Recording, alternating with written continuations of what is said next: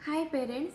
आमे पिला को नेगेटिव माने कि तू जहाँ पढ़ुचु सेटा भूली जाऊचु, तू पढ़ारे बिल्कुल भी कंसंट्रेशन करूनु, तू बिल्कुल भी पाठ मन रखुनु, तो एसबू कहवा बदल फिजिकाली आमे पिला भितर जो परिवर्तन आमे आनिया पई चाहूचु तो सेटा को पॉजिटिव अफर्मेशन आमे कहवा। पिला सोइला परे लाउडली नुहे बहुत शांत भाव पिला सोइला परे ता फोर हेड रे आमर राइट हैंड रखिबा।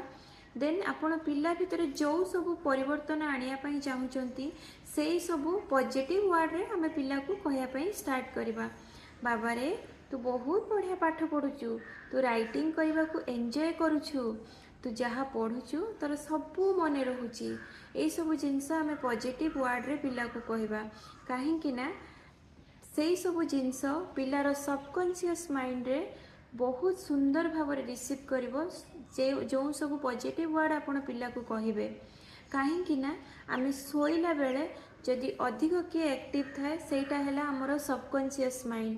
तो आपणक पिला जदि एमिति परिवर्तन चाहूचंती आपणक पिला भितरे आपण 30 दिन एमतिया करिकि देखंतु, देन देखिबे पिला भितरे परिवर्तन निहाती आसीबो।